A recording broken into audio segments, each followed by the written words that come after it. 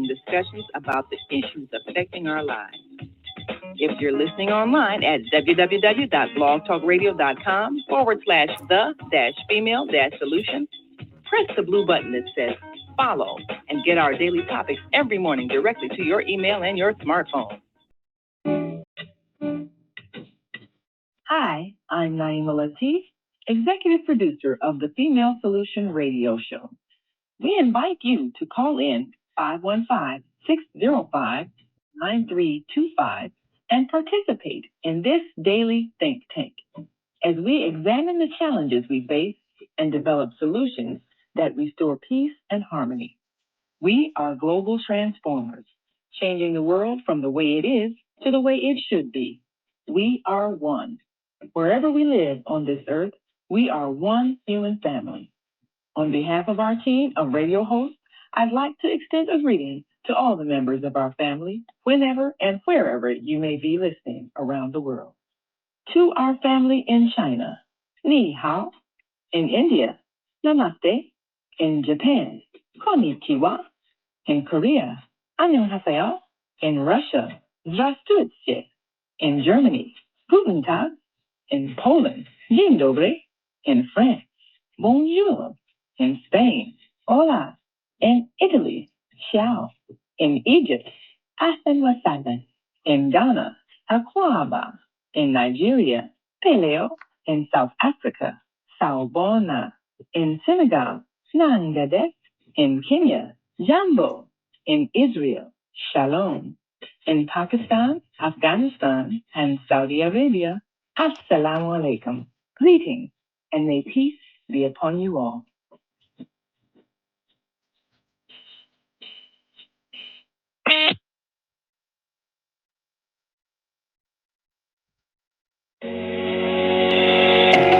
What if you could live to be 120 years old and remain active, healthy, alert, and vibrant? Our bodies are made up of cells that are constantly rejuvenating. So if we take proper care of our cells, we can literally defy aging. Join us every Tuesday from 7 a.m. to 9 a.m. Central Standard Time to learn about cell care from Susan Essentials on the Female Solution Blog Talk Radio Show. Learn how to help your body and your cells feel rejuvenated each day through proper nutrition, sleep, frequency medicine, and many unconventional methods of self-care. I'm Jodi Suson.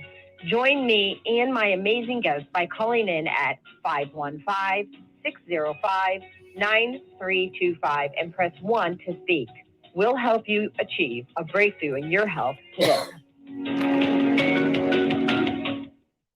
Well, Grand Rising, everybody. This is Jodi Suson, Reverend Jodi Suson Calhoun, and today we are talking about manifestation of a divine relationship, which is a perfect topic for me because that's what I'm doing. So we have Dr. Stephen Spencer, and he's going to share how to create an everlasting bond, and he explains how you don't get what you want, you get what you are, which I have a lot of questions about that. A little bit about Dr. Spencer. He's one of the only holistic naturopathic physicians in the area. So he practices out of Deerfield, Illinois, and Deerfield Beach, Florida, who focuses on the person spiritually, emotionally, structurally, and biochemically. And his aim is restoring optimal balance and health through means of improving structure, diet, sleep, hormones, digestion, detoxification, emotional health, and exercise performance. He is so much more than that. And I look forward to bringing him on now. And here we go. Well, Grand Rising, Dr. Stephen. Thanks for having me on the show again, Jodi. Yeah, thank you for being here. That was a great introduction. Ah, well, I think you wrote it. I'm so excited when I have great people on the show and I feel like I know them, so everyone else should know them, and I forget to tell people who they are. I'm like, well, maybe we could do that. It's a little dark. It's a little dark in here today, but that's okay. We got red light going. Red light is awesome. It's healing. Right. You get the blue light's horrible for us. So actually, those when you go to the nail salon, those things that women put their hands in to dry their nails, the UV light. Yeah, Actually kills off the blood vessels. I know. Yeah. That's why I'm wearing this. So last night, this is my bubble, and the bubble puts a like a bubble around me of pulse electromagnetic frequencies, and it helps with the heart rate variability. And I don't have that all studied up on the HRV yet. I have the documents, but I also just know how I feel. Well, when they that'll do help with EMFs, right? But what about the light spectrum? I don't think it does anything with that because that's dealing with the optics. Yeah. Nope, does not deal with the light spectrum. But I mean, I think it does help with like the toxicity from our lights, from our overhead. I don't know. I don't know. I've never looked into that, but I don't different wavelengths of energy. I don't know. Right. So one is oscillation and one is oscillation and one is light is I can't remember which one it is. Light is oscillation, or if it's sound is I think sound is oscillation. I can't remember the difference between light and sound. There's two differences between them, but they're different energy systems. Mm-hmm. So anyway, we're going to help people manifest in the sacred union today, right?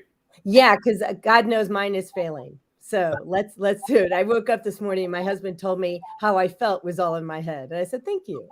Get out." He's right. Well, I mean, yes and no. So typically, I would say that is correct. However, what happened was I went to bed and I woke up every hour for the first 2 hours, and I realized I wasn't wearing the bubble. Uh-huh. And Spirit said, "Go get your bubble on." So I put the bubble on and I slept right through. And he's telling me that's all in my head. So I don't know. I don't think he's saying the bubble thing's in your head. Yeah, he says that that just fell. He says that how I felt with the bubble on is all in my head. All right. So EMFs themselves would raise peroxynitrate, and they do that because electromagnetic frequencies deal with voltage gated calcium channels we have in the skin that basically release calcium and inversely cause high peroxynitrate. But not only does it release calcium, you're also releasing iron with it. So you're releasing calcium causing high peroxynitrate, but you're also releasing iron, which oxidizes. And when iron oxidizes, it's basically causing your body to rust, affecting our hormones, increasing serotonin and making people moody and crazy. So anyway, yes, EMFs do make a difference in our mood, in our hormone production. They affect our digestion, our immune system. Absolutely. So do you feel differently when those things are happening?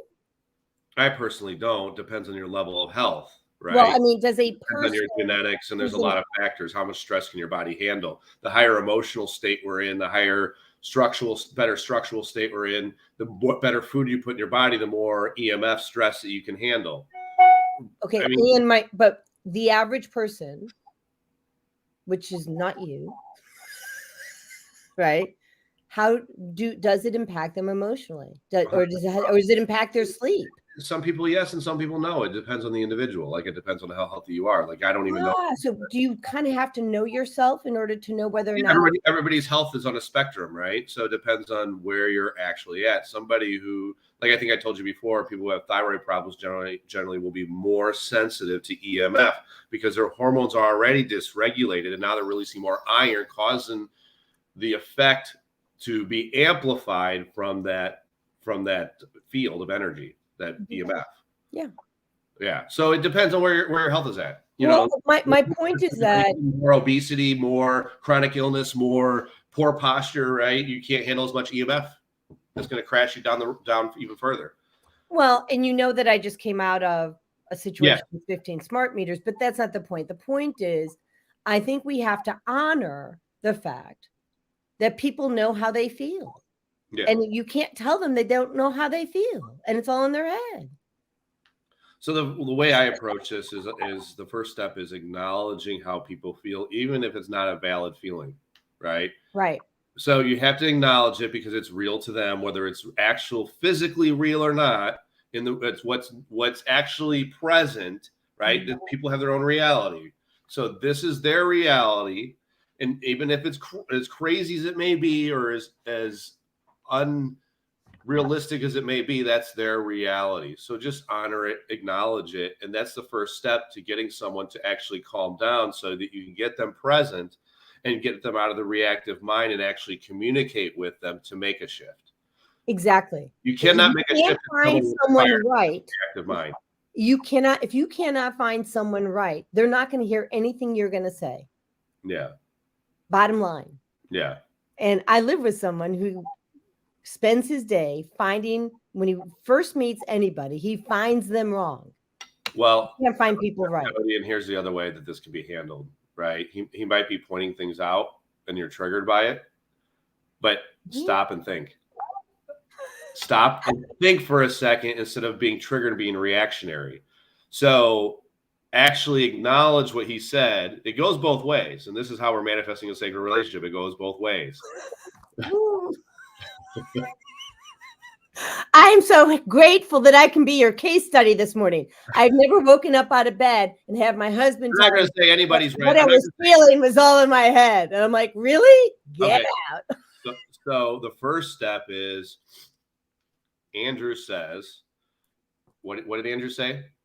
He said, all in your head. He says, maybe you're just making it all up. Maybe you're just making it all up. Great. So so the first step is acknowledging what he said, and how does that make you feel? Well, so it made me feel like I was, and I know why I was triggered. It made me feel like I was back in 1997 when I tore my right rotator cuff, and the physical therapist said, the pain is all in your head. You should go see a psychiatrist. Read between the lines. Well, that's because your program is nobody loves me and nobody pays attention to me. Nobody listens to me. No one listens to me for sure. Yes. And so that creates it creates a broken heart. And now it affects the rotator cuff. And the muscles in the rotator cuff don't work and you have shoulder problems. So the universe is just expressing to you. So that it's an opportunity for you. So the two, this is where relationships go. The two people play off of each other to trigger each other to create an evolution. Yes, that's it. And if two people can actually understand that and realize that and work through that, then all of a sudden you have this divine relationship.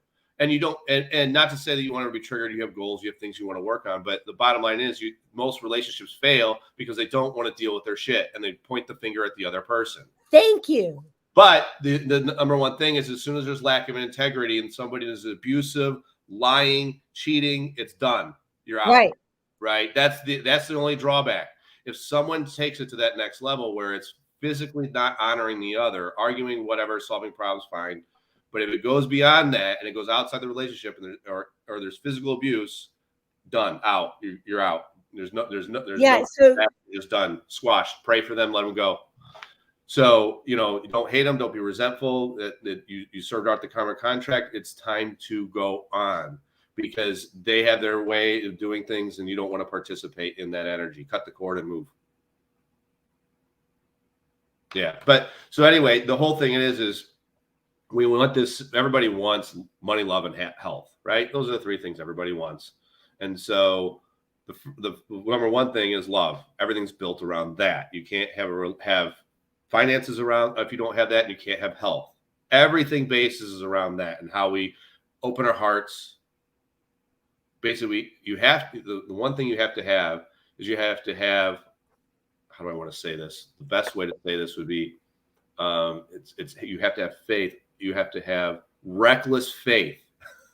In other words, reckless faith, opening the heart, being vulnerable, right? I'm with you 150%. So the issue I find in our relationship is that he's scared of being in B mode. It has to be in go mode. And so we'll go out. Like we lost our electricity yesterday because some person didn't put the brakes on their truck, and our house is on an incline. So, and it had within the truck, they had a tractor. And so I'm on the phone, sitting right where I'm sitting, and watching this truck go backwards, and then boom, all the lights go out. So there's kind of like an emergency, just saying, because, we've got live wires, we've got gas going all over the place, just saying. And now I forget where I was going with that. But the point is that, I looked at it as an opportunity to get to know my neighbors because we just moved here and I'm like, great opportunity to get to know my neighbors. And I think that some people find it very difficult to be present and just be with people if they don't have something to say. Like they then have to exit. Like they have to be in go mode, but they can't be in present be mode. Yeah. I agree, but that's none of your business. That's none of our business. I mean, people have their issues of what they're dealing with, and that's just because they lack the ability to connect. You know what I mean? They just can't connect with others. They have damage. They have insecurities within them. They have past beliefs, thought viruses that have been instilled because of trauma. And don't take any offense by it. Who cares? It's just where they're at, and when they're ready to let it go and change their life, they decide to. Got it.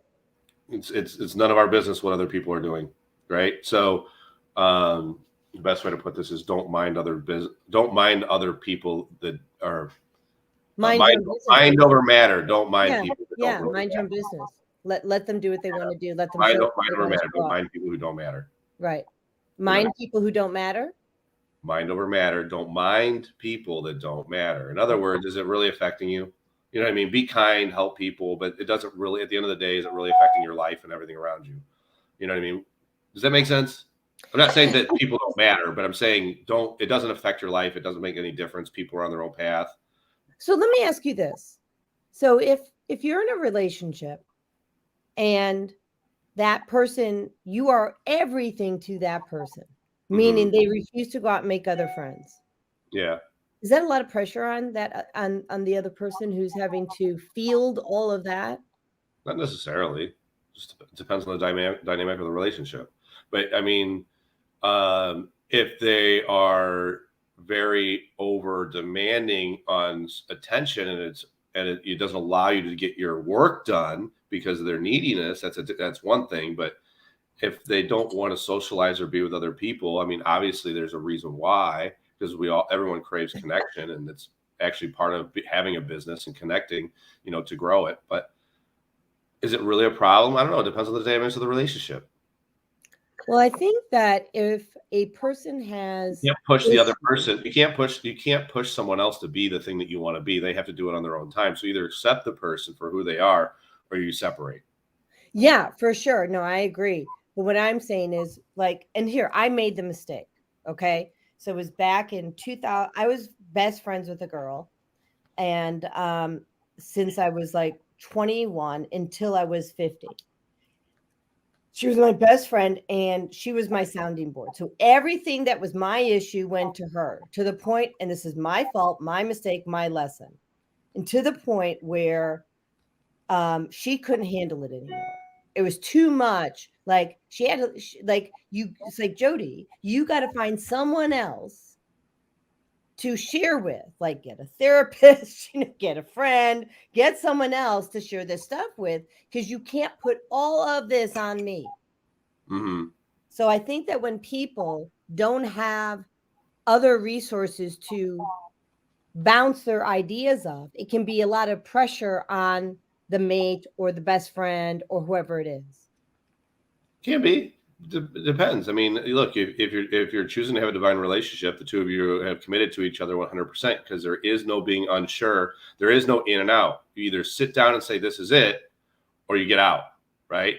Being unsure about something means that you're not giving clear signal to the universe, and it's going to create conflict, and you're going to make the other person unsure about being safe in the relationship. So you either shit or get off the pot. One or the other. That's why I said the other day, it's either a fuck yes or hell the fuck no. There's no in between. There's zero in between. I'm sitting here and I'm going to stand in the fire with you, and we're going to heal this, and we're going to communicate and get through this. Now, either that person's capable of it and they're willing to do the same and honor each other, or you're not. So there's no wishy-washy and saying there's a way out of this, because basically you are sitting, there's no divorce, there's no separation. The two of you sat down, made a commitment under God to settle disputes between the two of you and arrange that and focus on the other's ascension. Otherwise, get out. There's no point in doing this. Right, because when So you're talking about the other person being needy, right? It's driving you crazy. Great. Let's sit down and find out why you're needy. It assumes, Dr. Stephen, that the person is willing to look at who they are and why they do what they do. Right, but if two people can't communicate and do that, why are you in the relationship in the first place? Thank you. It's not. It won't go anywhere. It won't be a divine relationship. Right. So you just have to sit down right now and say, I'm in this 100%. We're both going to work on it. It doesn't mean you're right or wrong. It means we're going to get to the bottom of why this is going on. Unfortunately, I'm in a position where I understand the subconscious mind very well. So I understand exactly what's going on with every single person. Same and here. It triggers a lot of people. It triggers a lot of people and it makes them uncomfortable. So, well, I mean, same here. I totally know why I do what I do because I can even access my subconscious mind even when I get triggered. Yeah. And I access his and that triggers him. And he goes, well, you think you're God. And I'm like, no, I just access consciousness. You know? Yeah. So I'm like, okay, thank you. Yeah. So the answer is yes, I am. Yes, I am God. I made as His image. I can create just as in Him. Thank you. Right. Yeah. So, anyway, so the bottom line is maturity is working through the trauma and not using it as a never-ending excuse for poor behavior. Because what people do is they tend to project on the other person, right? And they have poor behavior. They step out of line. They step out of boundaries. They insult. They project. They find what they desire outside the relationship, right? Because of feeling unfulfilled because of their emotional wounds and not wanting to make the changes that need to happen within them. So that's why I say it's being sure. There's no getting out. It's either all in or all out, one or the other, because it just doesn't work otherwise. You're sending that clear message to the universe of what you actually want, right? So, Osho has this quote, and he says, if you love a flower, don't pick it because it will kill it, right? And it sounds beautiful, right? But the problem is the human soul is here to evolve. It's not natural to be complacent. And so the issue is when you allow someone else to basically self-sabotage their life, live life in an unconscious manner, being conformality, being comfortable equals death. It means you die because you're not right. So there's no such thing. Emotion is energy in motion, and energy and motion creates change. So the human soul is meant to change and grow and evolve, not just get by and survive. Mm-hmm. So true love is calling others out for their lack of responsibility, accountability, action, poor ethics, and misunderstandings. And so it's seeing their flaws and standing in the fire with them to become the best version of themselves. So hold on. So you saying we shouldn't sweep things under the rug?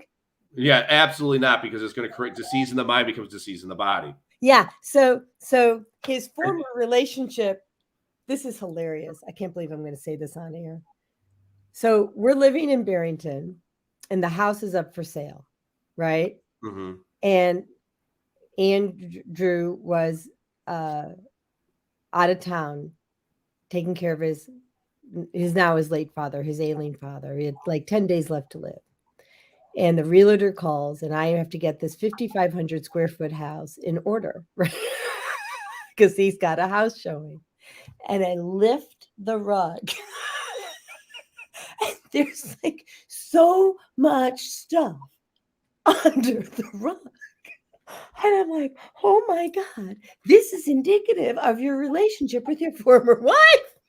Everything's under the rug. There's an accumulation. The rest of the stuff around the rug was perfectly clean. Yeah. Just underneath. Yeah. That's funny, actually. It really is. Yeah. It was pristine. That's very common, right? Right. It was like an inch. Yeah. Oh my God, that much? I'm not kidding. And it was thick and it was solid because whoever was doing this It's That's pushing it on the rug, and it's collecting, and then they're walking on the rug. So now it's solidifying. Oh my God, that's disgusting. I'm sneezing just thinking about it. I know. And so I'm like a vacuum cleaner can't bring this up because it'll clog the vacuum cleaner at this point. Yeah. Because it's own matter. It probably could have walked. I'm just saying. Well, let's choke the relationship to death too, sweeping everything under the rug. So that is a kiss of death. When you're not willing, I'm just going to tell you, when a person is not willing to address their triggers and talk about it, yeah, and they're just going to, it's the death of a relationship. yeah. The problem is most people want a relationship to be easy, and it usually doesn't exist. It doesn't exist. So what about that Cinderella story? Well, the thing is, so when Osho says, if you love a flower, don't pick it because you will kill it, what I say is, in a world of flowers, be the perennial, not the annual. Yes, right. Because the perennial, right, will die. I'm sorry. Or wait. No. It'll pause. You want to be the perennial. You want to be the perennial because the perennial will continue to grow, right? It will keep coming back up. It will keep coming back up. But the annual dies if you pick it. So we want to evolve. We want to be the perennial. We don't want to. We don't want to be that frail, fragile person that dies every time we try to make a change. So be the perennial flower. Yeah. I just have to say that is so profound. And I want to come back to Vietta's commentary in a minute, but be the perennial flower. That is so profound because you're right. It keeps on coming back. You can snip it and it'll have to pause, but it's going to like the candle. You can relight the candle and reignite your own flame and glow. Yeah. Right. So we get into that, and it's like, okay, well, now we know that what a relationship is. We know that a divine relationship is working through our traumas and our problems and our fears, right? Mm-hmm. So we have to look at what's actually going on. What do other people want, right? So the reason you're not manifesting in what you want. And so we have to create the vision, and we have to feel the emotion before it actually comes in, because your thoughts are the charge. But we have to be aware of is the intuition of what actually people are looking for. So if you're trying to manifest in that relationship, you have to understand that broken men and women want a fixer. They want someone to fix them. They want someone to solve all their problems. They're not willing to do the work, right? Immature men and women want a parent, right? They want to be coddled, not take responsibility.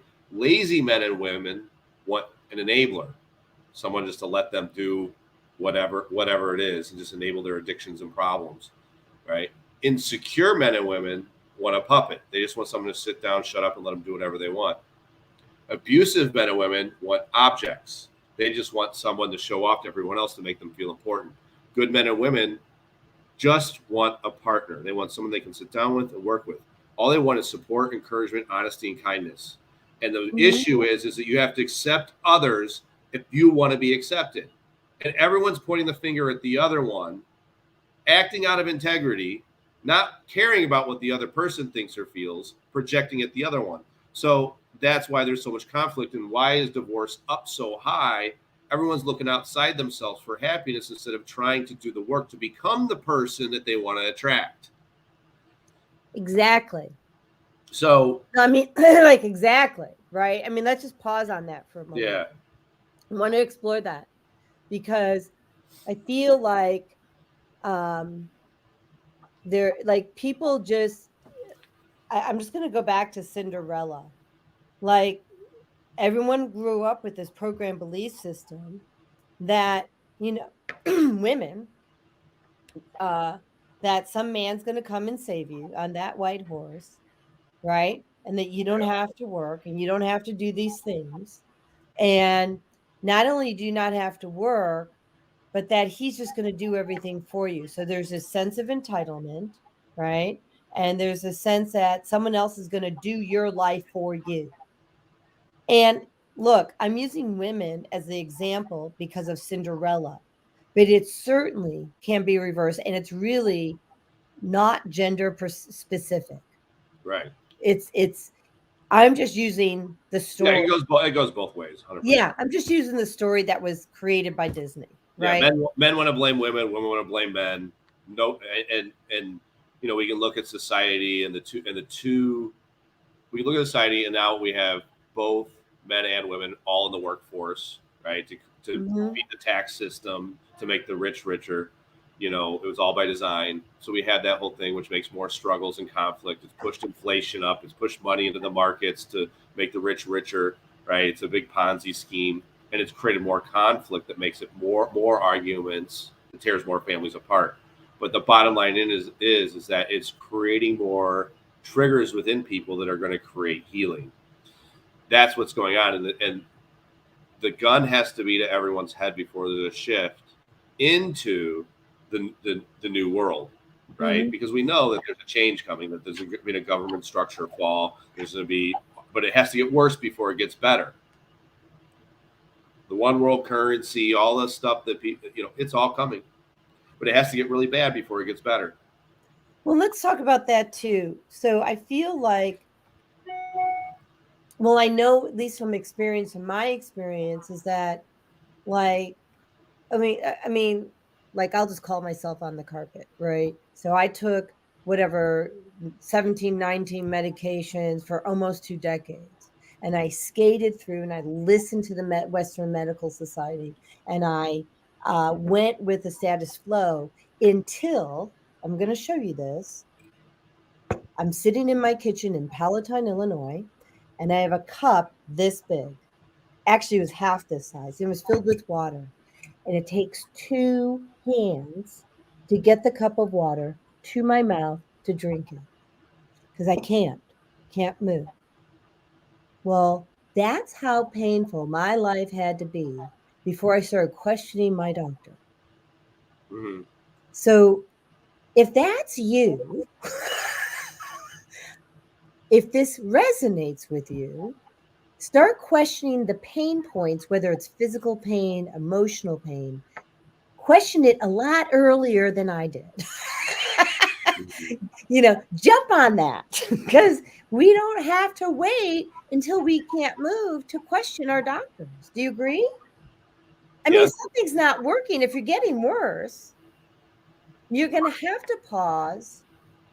And I don't want to say meditation, like you don't have to be a great meditator, but you do have to take some time to think. And maybe you're not a good meditator, write about it. Get a journal, start writing about all those thoughts that you have until it pops out what it is that's really going on for you. I don't know. What do you think? Journals are a great way to get down your thoughts and to be transparent with yourself, but it doesn't make a change. It puts it on paper. Puts it on paper. It's only part one. I'm with you. Right. So, in order to make the change, you say, oh, this is what I wrote. These are the emotions that I'm feeling. Now I'm choosing not to feel that emotion. I'm choosing to feel this emotion, experiencing this experience. You have to be feeling the emotion to send the charge into the quantum field that's going to manifest in the potential that you're looking for. So if you write things in your journal about what the other person's doing to you, I'm angry, this, and it's all pointing out their issues and pointing out your problems with the world. That's the emotion that you're feeling and the exact thing that you continue to get. So you're not focused on the emotion you want to feel and the experience you want to have.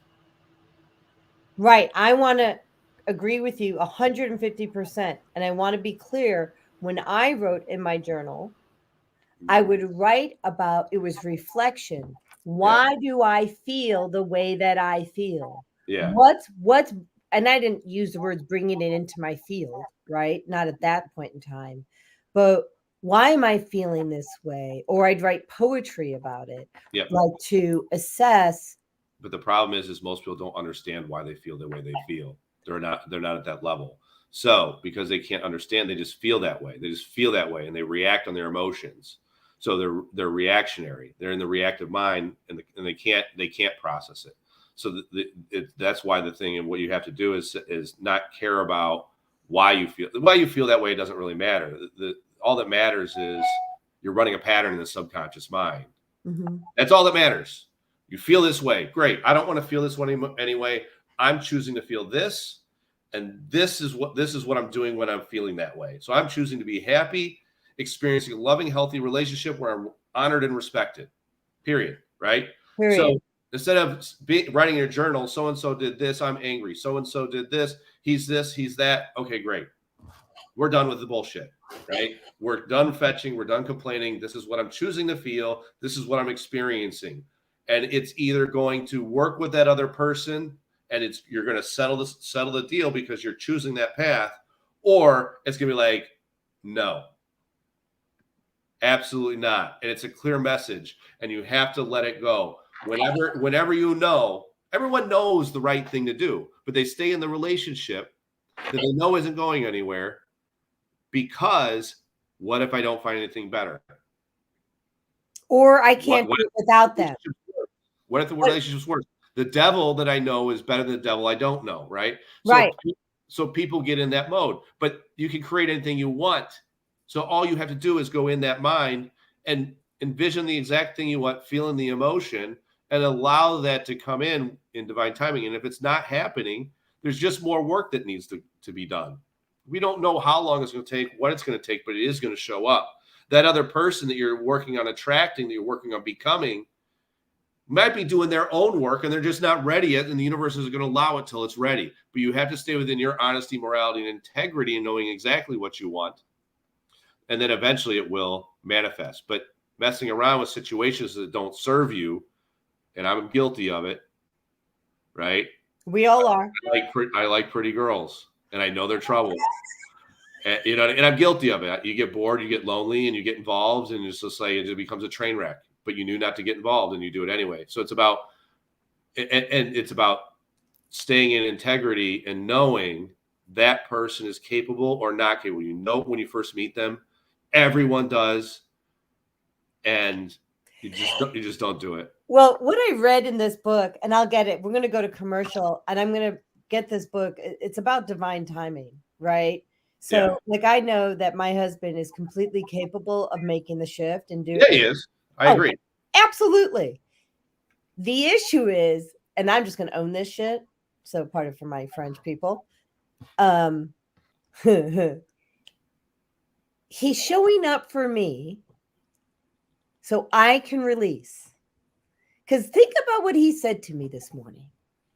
He basically told me that everything I was thinking was all in my head and make-believe, which is the exact thing. Oh, the words have changed a little bit.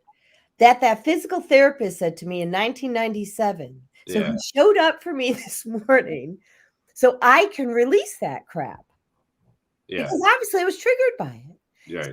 So which means I can take it out of my I can take it out of my field. I can take it out of all timelines, all dimensions, erase it, and get rid of the trigger. But here's the thing, right? You're like, Andrew, no, that's not true. It is real. It's not just in my head. I can sit there and explain it scientifically down to a T and provide the evidence, right? Mm-hmm. Scientific evidence. I can absolutely prove that increases histamine, but the other person has to be willing to hear that. And the other person is shut off and not willing to see the data that's in front of their eyes and be in denial. What do you do? Well, I say put on the pause button. Yeah. No, I mean, it takes both people listening, I don't know. It's one of those things both parties have to listen. And so you have to actually listen to the other person and the data and then make a decision, not a judgment before you know all the information. Right. Let me go to commercial real quick. So if you need like Zeus, if you need a cup of coffee, if you need, go do that. Come back. We're going to run a couple commercials. We're talking real and we're talking raw. Okay. All right, let's do this. So the first one's going to be a radio commercial. So we'll still be here, but versus the video commercial. Here we go. This is Vieta. Be right back. I'm Beata, your holistic life coach. These days, it's more important than ever to work on your physical, mental, emotional, and spiritual health. Are you consciously breathing deeply in stressful moments? Do you have a plan or daily routine to maintain balance in your awesome body? Are you struggling to be disciplined in your eating habits? When you partner with me, I'll help you develop a personalized health plan that works for your particular lifestyle. You can find out more about me at yourholisticlifecoach.com, where you can also review my 3-step protocol to guide you to abundant health. That's yourholisticlifecoach.com, and I'm Viata.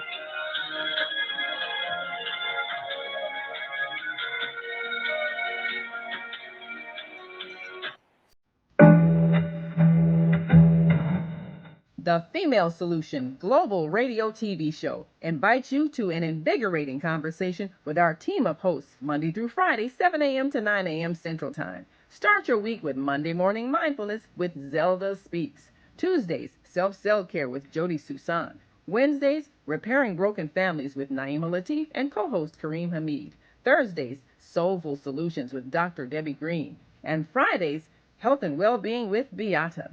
Saturdays, tune in 12 noon to 2 p.m. Central Time. First Saturday, Success Strategies with Jana. Second Saturday, Wendy Williams Esquire on relationships. Third Saturday, Move Around with Deborah. And fourth Saturday, Wisdom with Mama D. Join us Sundays, 7 p.m. to 9 p.m. Central Time for Soul Purpose Healing with Beata. Call in and comment 515-605-9325. Press 1 to speak to the host and be a part of the solution.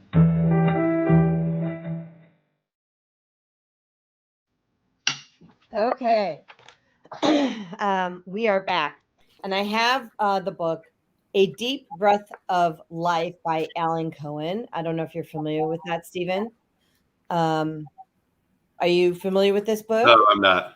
Really good book. And so Dr. Wade Port had this in his office, and he has a couple copies. One that is like 30 years old and falling apart. Not really 30 years old, but older. And so I bought it. And this is what I read April 23rd, because it's a dated book. And this is what I realized that, yeah, we can manifest whatever we want, and we can have these great relationships, and we can grow them. Well, on April 23rd, it said, when the time is right. So I'm just going to read this real quick for people. So to everything, there is a reason, there is a season, a time to every purpose under heaven. I can't say it. Ecclesiastes 3.1. And he says Connor's dream was to build a water pipeline to irrigate parched terrain east of Perth, Australia. And after years of planning and labor, the aqueduct was constructed, and throngs stood at the mouth of the huge conduit to see the first drops of liquid life. But when the valve was opened, nothing appeared. The next day, O'Connor was found dead in his home. The failure of his dream was too much for him to live with.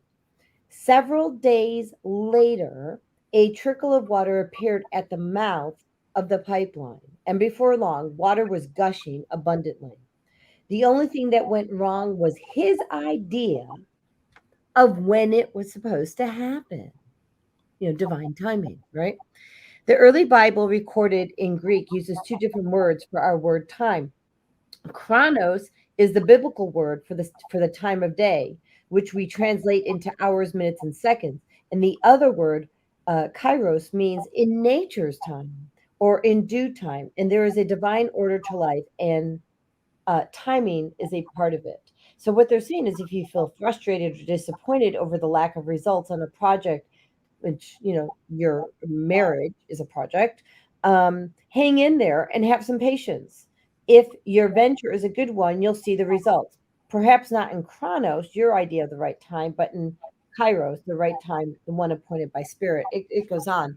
But what I want to say is that, and what I'm trying to articulate is that, and I'm guilty of this, that I know that the people that I'm with are completely capable of doing what we are setting out to do. Mm-hmm. And sometimes I get confused about my time and divine time. And I think that happens in a lot of relationships, quite frankly. Yeah. Well, I think more people need to be in tune with their intuition. You can't listen to your intuition if you're not centered in your heart, and most people are not centered in their heart. Right? They just aren't. They're not coming from their heart. So where that goes is, in order to repair that, you have to get naked. You have to cover all the why. You're unsure, and you have to uncover all the fear and all the stuff. You have to get into who hurt you in the past. What did the other partner do? And the other person has to listen and understand that, actually open their heart, receive it, right? The other person has concerns, whether it be directly from you or a past issue. You have to understand those things and assure that other person that they are safe, that that's not what's there. And you both have that same intention of being 100% committed. So there is unbreakable bond that you can grow on. Otherwise, if the other person's unsure, they get their feelings hurt and they go run outside the relationship and they shut down, they stonewall. Where's this going to go? Right. Or if they shut down, they stonewall, or they squirrel, right? So in other words, when the person you're speaking to takes your thought and twists it to go into another direction, so that's a piece of crap. Yeah, yeah. I understand. Yeah. They don't want to address the issue. They don't want to acknowledge your concerns. They try to project it somewhere else. Mm-hmm. Or they bring in another party. Yeah. So my husband and I were married on 12/12/21, 333. Yeah. Me, him, God. Me, him, God. Me, him, God. And so, as long as those are the three people that are involved in our relationship, me, him, and God, I think things are fine. Yeah. As soon as you start going outside of that and you want to bring in, well, this one did this, or what if you did that? It's like, I'm sorry, because I don't see God in that. And so you have to stay centered in your relationship. Be, like you said, be 150% committed. And know that the goal isn't to destroy the other person. The goal is to have self-healing. And so I think that we have an opportunity to help people shift their mindset about what is a confrontation. Is it to attack, harm, and hurt, or is it to help and heal? Right. And you have to choose that. Well, first of all, what people have to do is forget their programming of what they learned love is. Because, right, their programming of what love is, oh, you make me happy. You do everything I need. Right? You buy me things. You take me on trips. You buy me shelter. Right? You provide everything for me. That's love. No. That's not love. No, that's mommy. That means you're broken. Right? That's mommy. That's daddy. That means you're broken. Right? And so that's the issue at hand. Right? You need a partnership. In other words, you're holding the other one accountable. You actually have to open your heart and listen to the other. Otherwise, it's not a relationship that's going to last. Mm-hmm.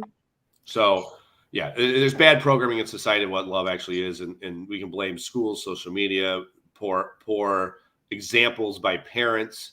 But in order to break that, then we have to step outside that and re-educate the public and re-educate others. So if we want to have, I don't want to use the Bible per se as like the structure of how a relationship should be, because I don't necessarily think that women need to be totally submissive and are below a man and all that other stuff, because that's just not the case. It needs to be a partnership in both people. And look, there is no right structure for the family. You can have the woman stay at home and take care of the kids, fine, right? Or the father. Or the father. It doesn't matter. But you have to work together to find the right responsibilities. There's no right or wrong, but it's about these gender roles and feminism have destroyed society, because they're saying you need to be this to fulfill my needs. If you fulfill my needs, I love you. Love is not you fulfill my needs. Love is being vulnerable, expressing yourself to the other, and allowing the other to speak and understanding them so you can heal them. Yeah. So in 1989, I started doing landmark education, and I did the whole curriculum for living. And don't get me wrong, there are great things about landmark, and there are things I I didn't love like. Landmark. Well, there's some things I wasn't fond of, but I didn't make the whole program wrong, right? And so I just ignored those parts and, honed in and fulfilled on the stuff that I love. And so the greatest, well, not the greatest, one of the greatest lessons I had with Landmark was we get to co-create our own life, not based upon our past or any program belief system, right?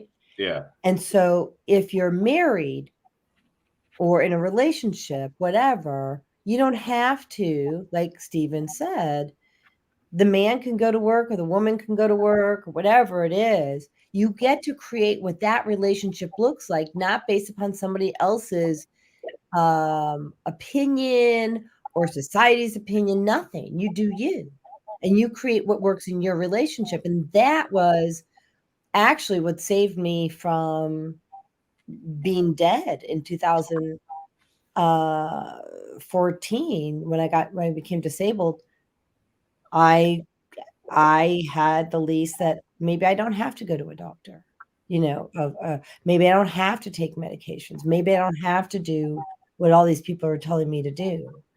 It took a while for me to get that concept, but now for me, I'm like, I'm almost probably too quick for people, Yeah. meaning if something's not working, I'm willing to recreate it pretty quickly. Like, Yeah. I'm not going to keep on giving it more chances. Yeah. It doesn't work. We've already seen it not work 4 times. Right. Be done. Right. So the one thing I want everyone to really take away from this to help them get to where they're supposed to be is you don't attract what you want. You attract what you are. Mhm. Right. So if you're not attracting in experiences that you want to have, you better start working on becoming the other thing that you want. So if you can't support yourself financially, why should someone come in that's going to take care of you? Right. Mhm. If you're angry inside, you're going to attract someone who's angry all the time, and you two are going to project on each other and yell at each other. Mhm. If you're sad and depressed, both of you are going to come together and split apart, and nobody's going to take any action because both people are depressed and aren't taking action. Right. And a healthy person will love you, but they won't want to be with you. Right. Right. They will love you, but they can't sabotage their own life. And so both people have to take responsibility for that. And it goes and if you're unsure about the other person can be unsure about you. That's just how it works. That's why I say it's Law of attraction. What? Law of attraction. Yeah. That's why I say you attract what you are, not what you want. Mhm. And so start really writing in your journal, like you said, right? And saying, this is where my life is. Reflect, this is why, this is why, this is why. What do I need to become? Start feeling the emotion to become that, and then move towards it. Right. And so the journaling is a way to, in my opinion, is a self-reflection that allows you to sometimes, when you get that brain going, to start really, like, things, for me, things just start to flow out eventually. Even if I start, like when I was a kid and I used to start with the anger, eventually it started to flow what the really root cause was, right? Yeah. So I want to go back to our 822 with Vieta. She has this comment. She says, "Why do people struggle with the idea that we are God creator?" Well, that's a little way off topic, but why do people struggle with that? Mm-hmm. Because they have programming that basically there has to be an outside God. You have to be inferior, right? All religions are based upon that fact that there's an outside force that created you. You're below, right? Mm-hmm. And so that's the issue. Is like that's how people have been programmed and taught. They want someone to blame for all their problems, because if you're a God and you create the world just as in Him, and you fail and it doesn't work, Now you can blame God. You don't have to take accountability. So, right. And so, and I want to actually, and I do think this actually is not so off topic, because that's what my husband was saying. Like, oh, you think you're God, right? Like I know it all. Well, I do access consciousness. I do access the subconscious mind. So, I get accused of that people all the time. Well, you think you're God. Well, I don't think. I mean, I think that we are. I'm not saying that I'm perfect, but I'm on a healing journey, just like everyone else, which is why I'm here. But exactly, I can access consciousness. Right. And so I don't access consciousness. I am consciousness. Right. Yeah, we are. Right. We are consciousness. And I want to reference a book. I was trying to look it up on my phone and I didn't find it, but it's called Living Judaism. And actually, I could find it on my Kindle. But Living Judaism is a book I started to read. I didn't complete it.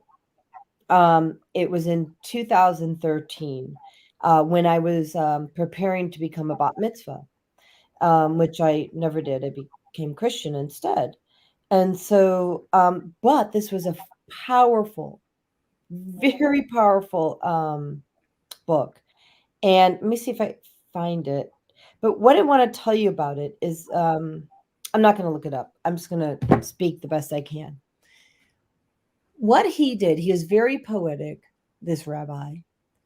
And he said, when God created the earth, he put his energy, his aura, his light into these vessels that these vessels held his energy, his aura, his light as he created the earth. And on the seventh day, he said, the vessels burst because it couldn't hold all of him. And so these little shards of light, these glass vessels, created the human soul, meaning we are all God's light, all of us. 100%. Yeah. And so I believe that, yeah, I absolutely, and we are all God's light, and we all access consciousness and our consciousness at some point in time at different levels. Correct. Like sometimes you access consciousness better than me. Sometimes I do it better than you, but it's never a competition. It means that you get certain information that's downloaded that contributes, and I get the other part. And it's okay. That's why community is so key to having strong partnerships and relationships.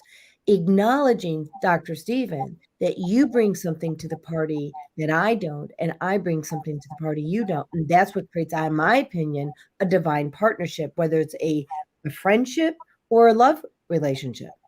Yeah. So that answers that question. Now, on to Zelda. So Zelda says, Grand Rising, beautiful people, right on target this morning. Thanks for sharing such truths, because we need to unlearn all the untruths we've digested into our DNA. Thanks for sharing these truths. And yeah. then, So that reminds. So here. Mm-hmm. So, do you know what the meaning of life is? Do I? Yeah. I don't know that I do. There is no meaning. Yeah. In other words, it's whatever you want to make it. Yeah. Right. So if you don't like things going on, you have the ability to reprogram it. Right. So Mhm. life is really about unbecoming all the things that you're not. Right. Co-creating with God, co-creating with the universe, what it is that's Right. important to you, and then being unstoppable to achieve and not let other people's opinions and thought forms influence your trajectory. Yeah. Yeah. There's another. That looks like there's another Landmark fan. Yeah, the same person, still Zelda. She's Landmark. Awesome. The whole world should experience it. It is definitely life-changing, just like thank you. Just like this show. Thank you, Dolly. Teddy June, she says Landmark works if a person takes it on. Yeah. Yeah, right? Everything works if you take it on. Right? Life works if you take it on. Right. But it's really an important thing to say. Life works if you choose to take it on. Yeah. But if you sweep it under that carpet I was talking about earlier, right? I had a picture of it. I think I deleted it from my phone because it was just too toxic. Yeah. I try not to keep that stuff in my memory bank or in my phone bank. You know, like that.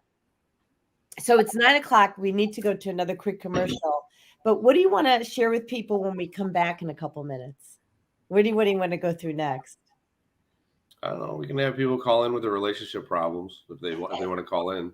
Yeah, let's do this. So if you have a relationship problem, right? That's great. And shame on me. I forgot to run the phone number here.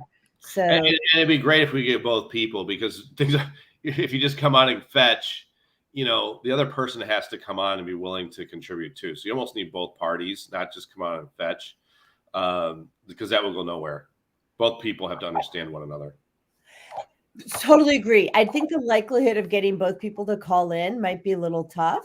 I However, know, but that's really. I mean, they can call in and I can give advice, but the reality is both people really need to be present, because that's what's going to take the connection, right? Both people have to be willing to do that, and a lot of times, one party will be willing to do the work, and the other won't, and then it's just forget it, just drop it, move on, because if you can't do the work, nothing's going to happen. So this is what I'm going to put out there. First of all, we're going to go to commercial real quick. I encourage people to call in with their relationship problems. We want you, and do the best you can. We know no one's perfect. Do your best to share what you think is going on for you and what you think is going on for them. Not like a blame and shame, right? But like and consider how they may be showing up for you to clear a trauma when you share this. Okay, so be open-minded about how that person might be showing up for you to clear a trauma. And Chris says, super to see you both. Great to see you, Chris. And thank you, everybody, for being here. Vieta, Teddy, Zelda, sister, all my sisters from another mister. And we have a lot of people on Blog Talk already also as well. And I can't see the Podbean screen right this moment, but we have a few people here as well. So thank you all for being here. And we are going to go to a quick commercial, and then we'll be back in like that. All right.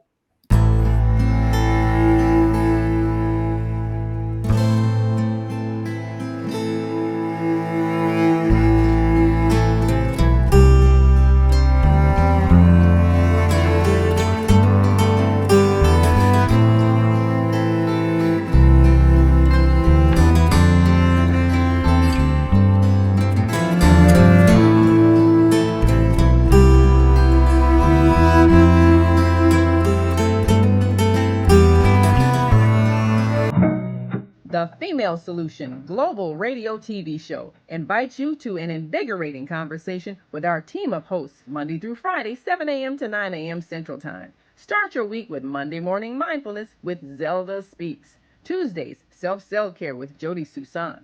Wednesdays, Repairing Broken Families with Naima Latif and co-host Kareem Hamid. Thursdays, Soulful Solutions with Dr. Debbie Green. And Fridays, Health and Well-Being with Beata. Saturdays, tune in 12 noon to 2 p.m. Central Time. First Saturday, Success Strategies with Jana. Second Saturday, Wendy Williams Esquire on relationships. Third Saturday, Move Around with Deborah. And fourth Saturday, Wisdom with Mama D. Join us Sundays, 7 p.m. to 9 p.m. Central Time for Soul Purpose Healing with Beata. Call in and comment 515-605-9325. Press 1 to speak to the host and be a part of the solution. Okay, so we are back with Dr. Stephen from Pro Touch Rehab, and we're talking about manifesting a divine relationship, what that looks like, and really, what we're saying is that both people have to be 150% in or 100% in, right? And that you have to be willing to be accountable and be willing to not sweep things under the rug. Am I getting this pretty accurately? And shift the mindset about, I'm being attacked versus I'm here to heal with this person. Right. Yeah, because most people feel attacked and they can't they take offense, right? They get triggered. They think you're picking on them and being mean and whatnot. But again, right? So the bottom line is maturity is working through the trauma, not using it as a never-ending excuse for poor behavior. And so you have to be able to actually look at yourself, and it's difficult for people. So I really want to keep that thought. So work through. I'm typing this in. Again, the bottom line is become the person you want to attract. If you want to receive love, show that other person that you see them, hear them, and acknowledge them. Okay, so work through the trauma and do not use it as an excuse for bad behavior, right? Yes. That's powerful. Let that sit, right? And what do you consider bad behavior? Bad behavior is, becoming verbally abusive, becoming becoming a victim, not acknowledging how the other person feels, and blame shifting, stonewalling. I don't know what else. Stepping outside the relationship, lack of igniting or triggering people on purpose, doing things they've already asked you to stop doing, right? Well, you're trying to control the other person. The other person's probably may not be even doing it deliberately. You might ask a lot of the fights are you didn't take out the trash. Or I'm not talking about trash. Right. Or you didn't mow the lawn, you didn't do this, you didn't do that. A lot of those are just daily mundane arguments. That's just a symptom. Like that's just someone looking to get around. You understand the other person has patterns, right? Mm-hmm. So luckily I have the ability to change those things, but we both do, yeah. But the truth is you have to find someone who's willing to actually look at themselves and change those things. Because the bottom line is every single day I look at my life and the world around me and my thoughts and my actions and decide what needs to go, what needs to stay. It's self-reflection. That's what meditation is, right? That's all that meditation is. It's basically going into that space, observing the world around you, going out of it, and then the universe gives you an answer. It'll just come in your head out of nowhere. Mm-hmm. That's all it is. There's nothing to do. The answer's within inside everyone. But all you have to do is sit in silence. You wake up, you have a problem, you forget about it. Don't even think about it. Disconnect from it, right? Mm-hmm. This is my problem. This is the way I see the world. Disconnect from it. And the universe tells you exactly how to feel. And you just decide this is how I feel and this is the action I'm taking. And do it. It's as simple, it's clear as day. That's difficult for a lot of people, but that's how it works. Well, for me, this morning when he was telling me that it was all in my head, what I realized is I needed to take judgment out of my field. Like judgment of others. Not judgment, judgment. First of all, there's no reason for you to get angry. Who cares if somebody doesn't agree with you? So let me ask you, why do you have to be right? Now, I understand if you wanted to do it because you wanted to care for him and help him and give him the education so he didn't harm himself. But why did you have to prove it to him that I'm right? I think the more important question is why did he have to, when I said what happened to me at 1 o'clock and 2 o'clock in the morning, why did he have to prove me wrong? No, Jodi, you look at yourself, right? You can't force others to change, right? That issue happened. So Andrew says, it's all in your head, right? So if it's all in your head, right? It says it's all in your head and you're triggered, right? So what emotion do you feel when you feel that? Disbelief. Well, I feel anger, but I there feel you go. Yeah. Right. So here's the thing. You're angry, right? However, Stephen, I'm just going to say this. Just because we take it out of the field of someone, I still think, unless you have some special magic wand that I'm not aware of, they still have to, like, you can take it out of the field and you can take it out of all timelines, all dimensions, and go back whatever number of generations. However, unless they want to change it, it's still going to pop up because All they right, have you to want still to choose get to rid of this? modify their behavior. Would you like to get rid of this? Sure. All right, because you're going in loops, and it's all your subconscious patterns. So all right, so there's anger, right? Yep. And then anger on a scale of 1 to 10, where is it? 9. All right, great. Right. 10 is you want to die, right? So there's anger there, right? Anger, I'm not heard. Or believed. Nobody listens to me.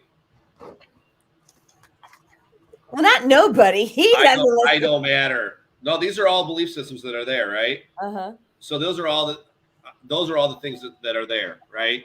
So there's anger in a 9. What other emotions do you feel? I'm just irritated, annoyed, and kind of like fed up. Annoyed, fed up. Mm-hmm. All right, annoyed on a scale of 1 to 10, how stressful is it? 8. All right, infinite love and gratitude. Fed up. 6 or 7. Cool, 7. Infinite love and gratitude. Great. So, would Jodi ever want to show up feeling angry, annoyed, and fed up? Mm. Hell, fucking no is the answer. No, right? no. So there's zero reason you want to show up that way. But if you are that, and there's subconscious mind attracting it, that's what you're presenting to the universe, and you're projecting on Andrew to change it. So we have to change you because you can't. You can only change yourself. You can't really change others. Right. Okay, everybody, listen to this. All right. So just here, remember, sometimes I forget. You can't change others. You can only change yourself. And then miraculously, when you change yourself, oh no, they're different now. Right. So the difference is in the responsibility of the relationship. The other person is making the other people feel safe and heard, so that gives them the space to heal themselves. Anyway, you have anger, annoyed, and fed up. So we don't want to be that. What is Jodi choosing to be? How do you want to feel? Well, I'm articulating that. Hold on.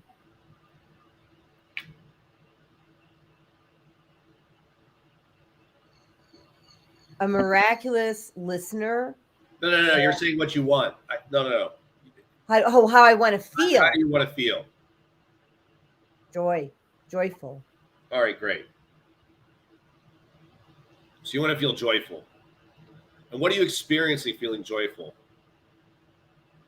I'm usually around trees. No. Oh. What are you experiencing feeling joyful?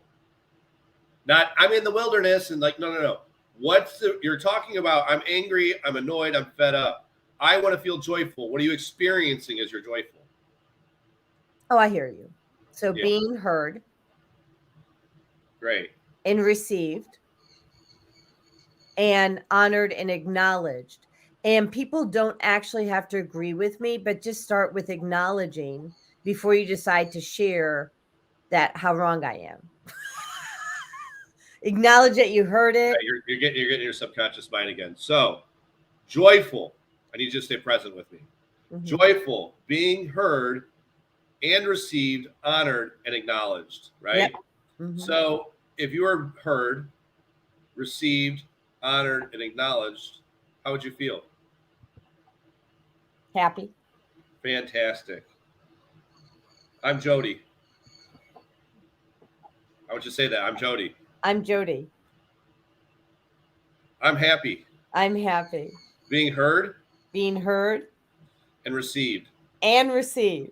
And acknowledged. And acknowledged. Yeah, so infinite love and gratitude. Jodi's like, love and gratitude, infinite love. So it's not there yet. Infinite love and gratitude. I know. It's there. My name is Jodi. My name is Jodi. I'm joyful. I'm joyful. Being heard. Being heard. Received. Received, honored, and acknowledged. And I'm happy. And I'm happy. Infinite love and gratitude. Infinite love and gratitude. Infinite love and gratitude. And I'm going to do the all clear protocol on the trigger around that. all clear protocol, all timelines, all dimensions, imprints, cellular. Jodi, stay with me. Stay with me. Stay with me. Stay present. Okay, Mhm. we're gonna get through it. Don't go into this is about you. Stop reflecting on yourself. I need you to stay present. Okay. Okay.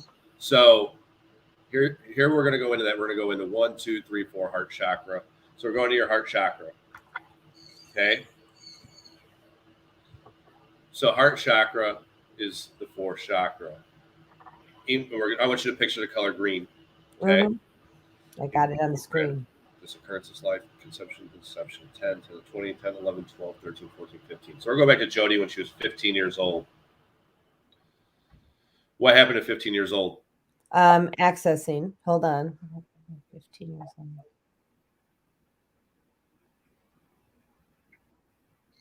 Well, I'm a sophomore in high school. Did this happen in high school? Yes or no? Yes. In the school.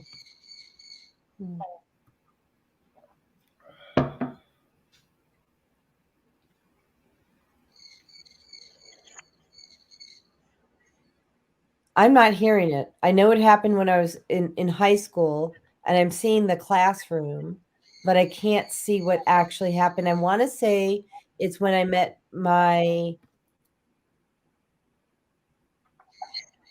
I now know what it is. So I won't use the name because I'm still in relationship with this person. So we'll call him MS. Okay. And so he came to the door to ask me out to prom. I was a sophomore, he was a senior, and my parents wouldn't let me go. Mm-hmm. Right. Infinite love and gratitude, infinite love and gratitude, infinite love and gratitude. And so there's like that part of you that's like, I can't have what I want. I have to fight and I still fail. Right.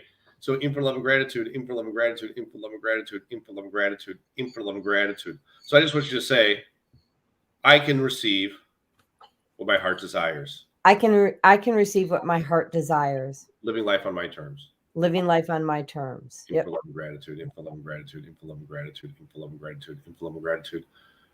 So what's the opposite of a prisoner? Freedom. Right. So I'm free. I am free. Experiencing living through my heart. Experiencing living through my heart, being heart centered. Gratitude, infinite love and gratitude, infinite love and gratitude. I'm free. I am living in my heart. Living in my heart. Great. Fantastic. So emotional, biochemical, structural, spiritual. So we have a spiritual imbalance that's there within the heart chakra from 15 years old because you couldn't do what you wanted. You were enslaved. You had to fight for everything you wanted, right? So that it's because of your mind, your heart, and your will, thoughts, feelings, and actions that were denied. They're causing fire element not to flow in the heart. Shen Koluo. So the heart's not feeding the thyroid adrenals, infinite love and gratitude. So it's like you can't be yourself. I have to fight for everything to get what I want. I can't be myself, 15 years old. That's expressed in the bones, cards, ligaments, muscles, specific everywhere in your whole body. So all the muscles in your body are expressing loss, for joy, not sure, not thinking, abandoned, deserted, absent-minded, insecurity. So the emotion of insecurity comes up. Yep, that's what they're saying. Yeah. Infinite love and gratitude. I want you to connect with that insecurity. Okay. Yeah, that's icky. That's low vibration. But that's going in your subconscious mind. And Andrew's like poking at you because it's telling you don't need to be insecure, right? Why is it that you have to have everyone believe what you believe? If you know it's right. Yeah. Right. So they don't have to believe what I believe, but they can, and I don't have to convince them either. Correct. Like they don't have to sit there and poke at it. Right. So any emotion, anything else in the expression channels or holding pattern, yes, it's affecting element cells, organs, glands, pathogens, bacteria, infinite love and gratitude, virus, infinite love and gratitude, mold, infinite love and gratitude. So you have bacteria, viruses, and mold, right? Element cells, organs, glands in the pituitary gland. It's what gland? Pituitary gland. Yeah. And the gland, any body, element cells, organs, glands, pathogens, systems is affecting your immune system, infinite love and gratitude.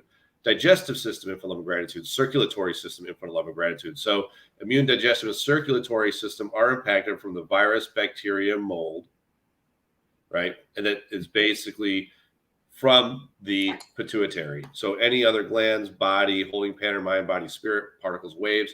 So we're going to go through this wave. Your wave is what goes in the quantum field, and it's blocked. The wave is just doesn't have the magnetic resonance, not reaching out to pull in the experience of I matter, I'm secure, right? I'm safe. And then you're fighting for that. So what I'm going to do is I would need you to put your hand in front of your face. Go to bring your hand to the left and look left with your eyes. Nope. Just keep your head straight and just move. Nope. And now we're going to move our hand up, and there's where the memory is from 15 years old, right there. Oh, I feel it. Yep. Infinite love and gratitude. So we're just going to go up and down. We're going to go through the pattern, and I'm just doing this for you. And there's number 2, infinite love and gratitude. So that insecurity from 15 years old is stored in the quantum field in your aura, affecting the REM sleep pattern, infinite love and gratitude. You can't process that because it's gotten into protection mode, infinite love and gratitude.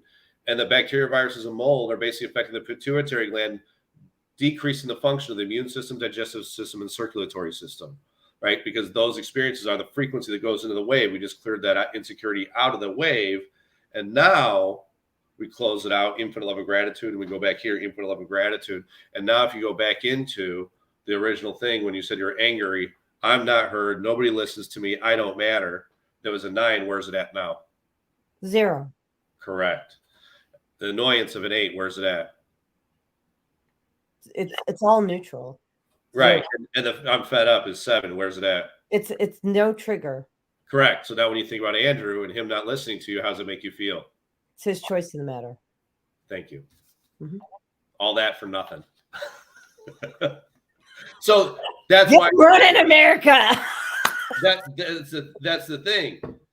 You went on and on and on and wasted all that time when all you had to do is decide, I want to feel this. I want to experience this. I want to feel this. Why did you have to be heard? Because at 15 years old, you were insecure because I can't do what I want and I have to fight. Yeah, my dad told me I wasn't allowed to go out on a date. Yeah. Especially with a senior. I'm like, okay. Right. So, thank you. Yeah. Thank you. We have comments. Yeah. Sure. So we have Chris Fetula. This is going back a little bit. So she says, when one lashes out at another in some way to make themselves feel better in the moment is bad behavior, in my humble opinion. Yeah. I would agree. Yeah, for sure. I mean, why did you need validation of that? Right.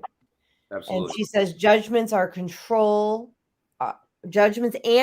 are closely tied together. Well, okay, somebody judges you, right? Again, look at yourself. You know, I mean, understand where the person's coming from. If you open your heart and you actually communicate and you actually ask the person, well, why do you feel that way? Instead of feeling attacked and then you attacking them back, maybe you'll get something resolved. But if as soon as you take defense and push judgments back, the whole situation blows up. So we all have to be present to what the other person has to say and hear them. Yeah, right. That's the issue. And make sure that Nobody everyone wants to get their side of the story out. They want to get how they feel out, and nobody's listening to the other person. So nothing ever gets resolved in relationships because of that. And going to a therapist almost blows things up and makes it worse because it's all a blame game. This person does this person does that, and nobody's there to change. Well, and what it does, depending on the therapist, mind you, it ingrains the thought pattern. Yeah, oftentimes, yeah. Yeah, and I actually had a good therapist. She's a psychologist, and she got me thinking outside the box. So it depends on who your therapist is. For sure. Yeah. Vieta has a question. She says, what advice would you give a young man who likes beautiful women, but they keep disappointing him and leaving after long, intimate relationships? Great question. Okay, well, great. What kind of abandonment wounds does he have? Right, because he's attracting in that experience, and he's not establishing rapport. He's not establishing enough rapport. I mean, he's not choosing women that are sure, right? So he gets involved, and he's hoping for the best, but he's not knowing for the best. And you can't be unsure about things. You have to establish the intentions. And if you establish the intentions up front, it works. But he's going about things without establishing. He's coming into the relationship with an expectation that's not being met, but the expectation was never expressed or communicated. Got a little chilly. Yeah. Put a sweater on. So he's not sitting down and saying, you know, this is what we're committing to. This is what I want. And if you say what you want to people, they're going to stay or they're going to leave. Well, and the other thing is, what if that person's saying one thing one time and saying another thing another time? I think consistency and communication and commitment is also really powerful, because if you keep on changing your commitment from day in, day out, that's not a commitment. The commitment is to being wishy-washy versus whatever it is. Being unsure, right? Mm-hmm. Right. Done. Out. I'll see you later. You're not sure what you want. Bye. Yeah. I think that when you have to decide, are you in it for the long haul? Yeah. We've talked about this, right? By the way, Chris says, good job. Thank you, Chris. So there you go. But going back to Vietta's question, and I find that there's a young girl, and I realize this is not her quote because I found it online, but she says, I'll tell you what, if this young man wants to really change his life, I mean, he's welcome to see me in the office, right? I do remote sessions, and that's a possibility. It's changing his beliefs and his mindset, and then acting on it and being the masculine, the divine masculine that was intended to be. So in other words, you take control, power, what you want, and you express it. And if the other person is on that page and wants the same goals and has the same interests, then great, it's going to work. But if not, you get to the bottom of it and you move on, right? If that other person's wishy-washy, they don't know, you're done, right? You're either all in or all out. It's either fuck yes or hell the fuck no. There's no in between. I agree. Yep. So that's where he has to be at. And I think a lot of women want a man who's going to take control and tell them this is what the dynamics are. Would you like to stay and take the lead? They don't want a guy who's wishy-washy, doesn't communicate, can't take control, can't take action. They don't want that. It makes them feel. How does that make anyone feel safe? Well, it's so much more than that, in my opinion. Someone who can't commit and doesn't have their commitment, their vision, their mission, that means that they can easily be swayed at any point in time to take on someone else's mission. So that if you don't have your own mission, you're like, well, what flavor of eggs are you having today? Yeah. It's whoever's next to you. That's what your new favorite is, right? Yeah. And so if you want to schedule with Dr. Steven, right? That's how you do that. 847-372-8874 for Pro Touch Rehab. But there's something to be said about. I mean, here's the thing. Realistically, he's struggling with these relationships. He's with women. They keep leaving. We need to get to the bottom of why it's actually happening. And to do that, it'll probably take about 10 sessions. So, you're saying maybe that's like $3,000. You commit to $3,000 and your life changes. It's not a big investment. No, it's not. It's not a big investment whatsoever. So you make the commitment to that, done, out. And then it's like, if you need to come in periodically, make a shift. So we track in a different experience and we do that. But it's just a commitment to yourself. How important are you to yourself? And are you sick and tired of attracting the same experiences in your life, and you're ready to take action on it? Well, and I think that what stops people from taking action is going back to what we said earlier. They're so comfortable with they're comfortable with the devil they know. Right. Right. And so they'd rather stay there. And look, you need to find higher quality people. So start going to landmark seminars. You'll meet people that are actually working on themselves. So Chris says we're currently watching her entire family heal around her finally. She's in her 60s. I'm not sure what that's about. I have no idea what she's talking about, because Me I thought she neither. was talking about the young man. I don't know. That's a different person. The young man was from Vieta. This is Chris. It's really a magnificent thing to watch and participate in. Sounds like it's good. Not sure who you're watching her entire family heal around her. She's in her 60s. I'm not sure what that means. She's going to have to clarify that one. Yes, please. Yes. So, so if you have questions, let me put in the other banner. You can call into the show at 515-605-9325, and you can ask questions or be the guinea pig like I was. And there are brownie points, gluten-free. Yeah, we won't do any more healings, but we'll kind of coach people somewhat. Okay. Yeah. All right. I just wanted to pull that out, but yeah. So that's the approach that we want to take. We want to work on changing ourselves. So great. Here's your problem. This is what I'm experiencing. This is how I'm feeling. You did this. You did that. Great. Why do you feel that way? Let's get to the bottom of that. Yeah. Heal yourself. The subconscious mind stops running the pattern, because now you don't need to yell at Andrew anymore. You don't listen to me. I'm not yell. Right. And then the thing is, now Andrew's hurt and he's upset and never got a damn thing resolved. Well, and I go back to that rug. Yeah. I mean, so that's his pattern. His pattern is he swipes things under the rug because he's never had. I shouldn't say never. I don't think. No, stop looking at his pattern. Ask him how he feels. You want to establish a better relationship with Andrew? Ask him how he feels and honor that. Right? I do.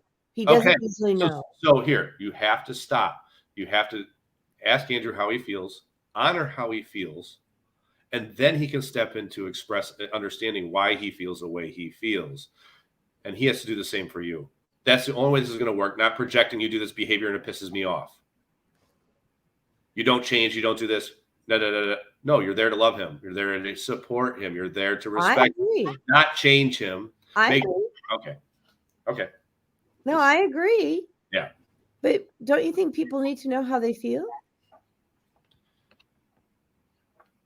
In other words, I can ask the question. So here, yes, you want to get out how you feel. You have to honor that. But you feel that way because there's a subconscious trigger there and you both are playing on each other. So, for instance, you got up this morning, you said whatever, or Andrew said, what did he said? It was all in my head. Yeah, it was all in your head. Mm-hmm. That made you feel a certain way, right? So he should understand that, she feels hurt, she feels this, she feels that. He should be more understanding of what you feel that way, but then you have to take accountability for why you feel that way, vice versa. Totally. And I got where my trigger was, like immediately, like I got that I was triggered because it was something I needed to release. Right. But you still had anger of 7. I'm not heard. I'm never listened to. I don't matter. I'm annoyed at an 8 and I'm fed up. So you thought you worked through it and processed it and understood it, but you still had the emotion. Oh, no, I did not think I processed it. Okay. Oh, no. I was getting ready to erase all that after the show because he had left. But let's just see how that goes now. Maybe it could attract in a different experience now because you won't be so triggered when you hear things like that. Yeah, I do. We have a caller, 480-343, which we're going to bring on. But I will say that I do feel I have other things that I need to erase after the show, which would be, I will do my all clear protocol. It's not just from what happened in 15, it's what happened at age 30, right? I know what these things are. They need to be clear. The experience that happened at 30 is the same experience that happened at 15, right? Yes, exactly. So That's the ticket. It doesn't matter. That fear is the same fear that's repeating every lifetime. Agreed. Right? So once you cut the cycle at the beginning, it's out. It's out. There's no reason to go into, oh, it happened when I was 32. I got to pull that. Well, Like, I also want to it's all check other happening. generations. Where did I bring this in, and how many generations ago did this happen? Like, in other words, how did I bring it into my field in this lifetime? And how many generations ago? It was 15 years old. It doesn't go back further than that. I will check. I will double check. Okay, you do. I don't want it in my field, so I'm going to double check it. Okay. That's just for me. Yeah. Let's bring on 480-343. And welcome to Self-Cell Care, Manifestation of a Divine Partnership with Dr. Stephen Spencer, Reverend Jodi Suson Calhoun. And what's your name and where you're calling from? Well, good morning, love. This is Chris. Good morning, Chris. How are you, Dolly? Oh, I'm fabulous. How are you? Good morning, Dr. Spencer. Morning. I am just calling in to explain what I was trying to say. So we had a lady, I'm not going to say who she is, in her 60s, horrible, tragic life story, okay? A lot of kids, there's like 4 or 5 children, they're all grown, and these relationships were not available for a variety of reasons. The biggest reason being was deep down inside, she felt unworthy. And so subsequently, they all picked up on that, you know, subconsciously, whatever, in their own way, and they treated her as such. Correct. Yeah. Unseen. Come in and wait on everybody and take care of everybody. So we just started working on it. And sometimes it's as simple as one person looking at another and going, honey, I see you. I love you. You are worthy. This stuff in your head that tells you you are not worthy never came from you. It came from all these other people. Once she got that and let that sink in, all her relationships with her children started to change and heal. Yep. Like it was almost instantaneously. And such an amazing thing to watch after 60 years of this going on, for that one little change to happen within her that says, oh, I am worthy. I am worthy of my children. I am worthy of these relationships. Mm-hmm. To watch everyone around her, all 5 of them in turn, come around and start talking and seeing her and going, hey, Mom, it's good to see you. Are you okay? What do you have to say? It can happen in the blink of an eye when they finally get it. And so I agree wholeheartedly with Dr. Spencer in that if we want to see change in our lives, we've got to make the change within first. If I'm waking up angry and whatnot in the morning over who knows what that might be occurring, I'm going to start first and address that and ground it out, because the last thing I want to feel is angry or unhappy or sad or any of those variety of emotions. Because when I walk out of there feeling that way, people are going to pick up on it and they're going to treat me that way, right? They're going to do things to make you angry, to make you sad. When we change within, things change without. We must give people something to elevate to. 100% right on. That's a great story, and how actually just being heard can transform lives, right? And that's what it means to love. Love is giving of yourself, understanding another person, and the only time to abandon that situation and not show love is when there's physical abuse, right? Then it's time to leave. It's just that contract is done. Right, you can show up, you can love people, but as soon as it's abusive in any manner, it's time to go. Well, physical and or emotional. Yeah, it doesn't matter either way, right? Either way, it doesn't matter. But why do you feel, I mean, because the sense is that I feel that you are saying that when someone's constantly berating you, or like, I think that's just as abusive. I mean, like, or saying, like, I think it's abusive for someone to say, well, it's all in your head. They don't ask a question. I think it's abusive. Right, and it is. But here's the difference, honey. When we claim our space, right? To me, this is a matter of claiming our space. What they're saying now doesn't trigger us. It doesn't matter anymore. Yes, we need to listen to what they're saying and do our best to understand the point that they're making, but it no longer becomes an attack and it no longer holds power over us. Oh, yeah, the trigger is gone. But I'm still saying Right. that when somebody shows up in your life, you stand there with abuse and let them continually abuse you, that has to come to a stop. Correct. There's certain people that you're not going to be able to reach. Right. There's just certain people you cannot reach them. They are not there yet. Right. So you just made that post. People can only meet you as deep as you meet yourself. So if people can't meet you there, if people cannot meet you there, it's just what it is. You're not. People are they're either ready, willing, able, and eager to change their life and heal.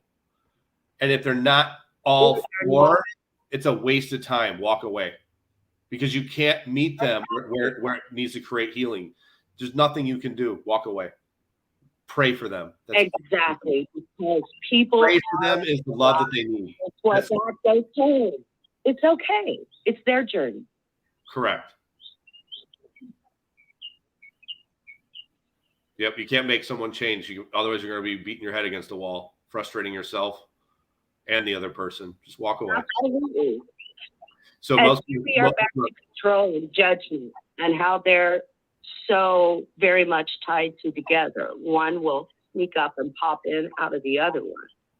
Yeah, look at the way society deals with their problems. They're taught to go work out their frustrations at the gym. They're taught to do drugs, go out with their friends, socialize, do drugs, right? They do all these things in the name of emotional health, of escaping the reality and putting in the back of the subconscious mind.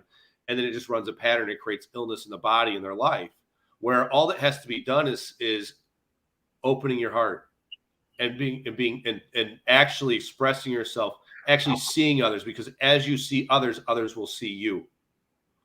So it all starts within you. So that was handled absolutely perfectly with that woman that had been hurt so bad, because you just acknowledged what had been done. And all of a sudden she's like, oh, I'm going to choose to have self-worth. That wasn't my fault. And then all of a sudden the universe started bringing her relationships back with her children. That's how it works. She chose she was worthy of the relationships and was going to feel honored and respected. So all of a sudden now she's getting honor and respect back from her relationships. Absolutely. Amen, brother. Yeah, I totally understand. That's all I do all day long with people, is help them understand the subconscious program that's there, that's creating their life as the reflection of their mirror, because life is just your mirror. The other person is just your mirror. Yep. So the opportunity is to when you figure it out, you know that saying, kiss it, keep it simple, stupid. It really is simple, stupid. When you sit down and think about it, that's all I have to do. I just have to change how I feel. Oh. It's the opposite. Most people do. Most people decide to be reactionary and feel a certain way according to their actions or to the world around them, or what's happening to them. Life happens to them. But the reality is life happens through us. Not for them. Right. Right. What a great conversation. Good job. And good job, Jodi, for being so brave to work through that with Dr. Spencer. Online. I commend you, girl. I worked that through online. Thank you. So I wrote that in and I post. Oh, go ahead. Sorry. Go ahead. I was just going to say, you all have a magnificent rest of your day. You too. Yeah, and thank you for calling in and sharing. You're welcome. It's just such a great story to tell and to watch. It's hard to keep to myself. That's awesome. That is awesome. Yeah, so this woman I know from Marietta, she shared this quote with me. I have it down on this piece of paper. She didn't know who the author was. It's Matt Kahn, apparently. But yeah, people can only meet you as deeply as they've met themselves. So if they're not willing to play, if they're not willing to engage, if they're not willing to look at themselves, if it's too painful for them at this point in time to look at themselves, what do you suggest, Dr. Stephen? Why do you have to control the situation? There's nothing you can do. Do you want to choose to be there or not? Why does that person have to be on your path? It might be sad. It may not be what you want, but you realize in your heart that person's not meant to be on your path. How are you going to experience love to somebody who can't see themselves? You want love from someone who can't see themselves, right? Can't. How are they going to give it to you? They can't. They haven't loved themselves first. Correct. And so that's where it has to go. But too many people think I'm going to love myself as in self. I'm going to create self-care day, get my nails done, go work out, do a sauna, get my makeup and hair done. That's toxic day. That's correct. That is not self-care day. Yeah. So society has everything ass backwards and superficial. Oh, all day. Oh my God, it's crazy. So if you want to have self-care is going in, reflecting on the parts of you that feel hurt, that feel sad, that being honest with yourself, and then deciding I want to choose different, and then acknowledging that same thing in other people. Because as soon as you do that and you acknowledge it within yourself first and you heal from those wounds, you can give it to someone else.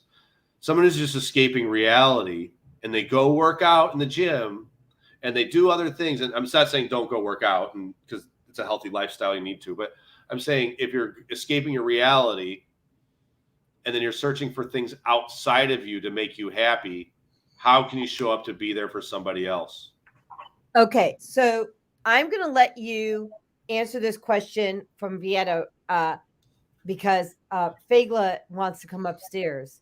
And so she wants to know, I'm going to let you carry the show for a minute or two, about the best response when someone likes to blame you for their unmet expectations. Okay, great. So somebody wants to blame me for the unmet expectations. First of all, just apologize, whether you need to or not, right? Understand they're hurt. Just apologize anyway, so they feel heard. Once you apologize, it gets their guard down, gets them out of the reactive mind, and then ask them how they feel. And so then they bitch at you and complain and they tell you how they feel and why they feel the way they feel. And then you're on a page with them, right? And then you can get to the belief system of underlying of why they actually feel that way. And you cannot get them on your level until you actually apologize and get them out of their reactive mind. You have to distract them. And one of the best ways to distract somebody that's in a reactive mind state is they're projecting on you, they're calling you names, they're whatever. Just stand there in the fire and say, wow, I don't know who hurt you. Do you need a hug? I'm sorry that you're hurt. Do you need a hug? And it breaks the limit or that pattern that's going on. If you just ask somebody, you're really hurt, do you need a hug? A lot of times it works. Sometimes it doesn't. And that's okay. Sometimes you got to walk away, but as you connect with others, after you connect with yourself, you'll be able to connect deeper with others. You have to be able to go back and forth from high vibration to low vibration to meet people where they're at. I don't care if you're a conscious being at 1,000 or at 700. Uh-oh. What happened? I hit a button. I don't care if you're a conscious being, you're at 700, 1,000, whatever your consciousness level is. You have to meet people where they're at. Otherwise, you will make no impact. You can't just say raise up to my level, right? You can't just say get up to my level, because if you say get up to my level, they're not capable of going from a vibrational frequency of 100 or 200 to 1,000, right? They just can't do that. It's an evolutionary cycle. You have to help them along the road, and love is going down to that level, helping them experience with that, understanding where they're at, so that you can get them to where they need to be. Yeah, I think that in order to get people to where they need to be, you have to find something right about them so they have psychological safety to keep sharing. They just need to be heard. Well, they need to be heard, but if you're finding everything they say wrong, you're not going to get them to engage with you. Not necessarily. So let's say somebody comes in, they say, I feel like you're this. Great. I'm sorry you feel that way. How can I solve this problem? How can I make you feel how you want to feel? Well, I want to feel this way and this way and this way. Okay, great. Right. And then you get that. I mean, that's just what I do is I create the portal into it of why they feel that way. Right. But that's the first step, is acknowledging them, acknowledging exactly where they're at, and then saying, great, how do you want to feel? And then maybe say, how can I make you feel that way? And either you will or you won't, but, depends on what they ask you for. But great, you want to feel this way. How can I make you feel that way? And then just do your best to do that if you can. Okay, so Fakel has something. But you got to get to the root. Anyway, you got to get to the root of it. Both people have to be willing to meet themselves. If two people aren't doing the self-work, able to reflect, forget about it. Well, and I think that's really when I struggle with other people. Yeah, nobody listens to each other. They all project on the other one, say, you need to change this, you need to do this, right? Nobody really does the work and changes. So the problem is they say, you do this, you do that, and then they get arguments and they can never solve anything. Nobody honors the other person. But I also think that, like, we can take things out of our field, but I still think that you still have to modify your behavior. Like, I think that sometimes people think it's the easy button. Like I'm not triggered any, at this point in time. I do know that there's more that has to come out of my field that I'll work on after the show that has to come out. No doubt. I already see it. But the point is that if people aren't willing to look at themselves or do all that work, I mean, it's kind of nothing you can do. Yeah, it's a waste of time. We hit that nail on the head already, right? We already said that if they're not ready, willing, able, and eager, just say, okay, part ways.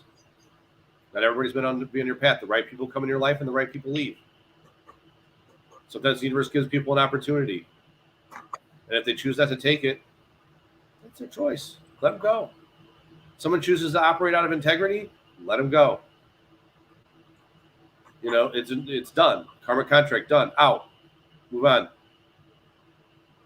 They're not on your residence. Move on. Right. You know what I mean? Love them, pray for them, and move on. And send them love and light. Yeah. Send them love and light. You can love people, but dislike their programming. Yeah. And that's really true. You can love people and dislike their programming. Right? Yep. Okay. So, Fagla, what is it that you wanted to say that you were squawking and had to come up here? So we want to hear you. Come on up. Thank you. What is it that you wanted to say? Yeah, I'll be right back. Okay.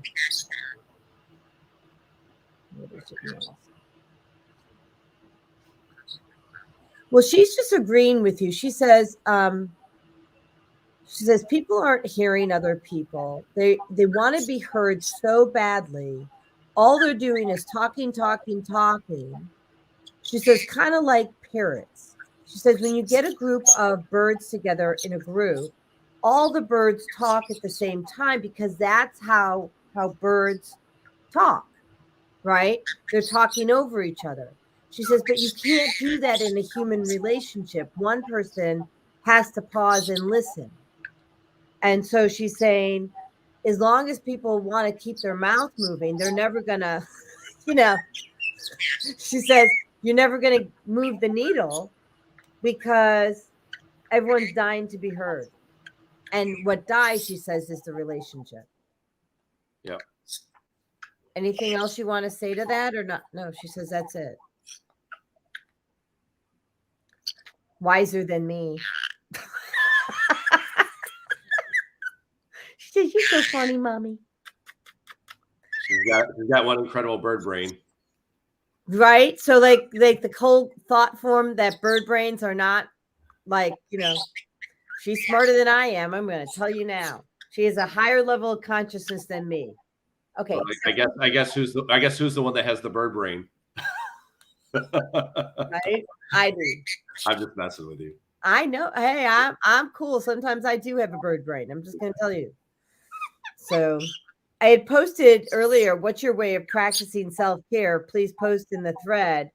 And Chris said she likes bathing. She goes, I look within and address all those unhealthy things sitting there. And every day there's something when looking within to release and bring balance to. Yeah. And, you could add to that's wonderful. And what you could add to that is, what are all the things that you're doing right that are making your life grow?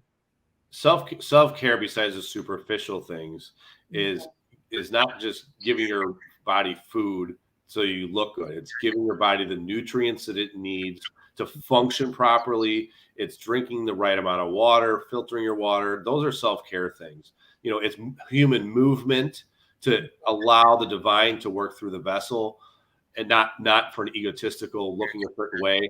And self-care is going into the mind and taking extreme personal accountability to the things that you're attracting in your life and why, and changing your thoughts and beliefs about yourself, about others, and the world around you, because you have the power to influence not just your own life, but others. As you raise your consciousness level, you don't just impact yourself, you impact millions, hundreds of millions of lives. But you stepping into a room can heal others. Yeah, there was a post done by a woman yesterday, about how we're not always meant to heal. And I said to her, that's, I said, no, it's just that they're not allowing it. Everyone is meant to heal. Everyone's on a spiritual journey. We're a human being, or we're spiritual beings having a human experience. So every single person is here to ascend. It's just, are they choosing to connect to that or not? Yeah, and that's what I didn't say it as eloquently as you. I just said it's a choice.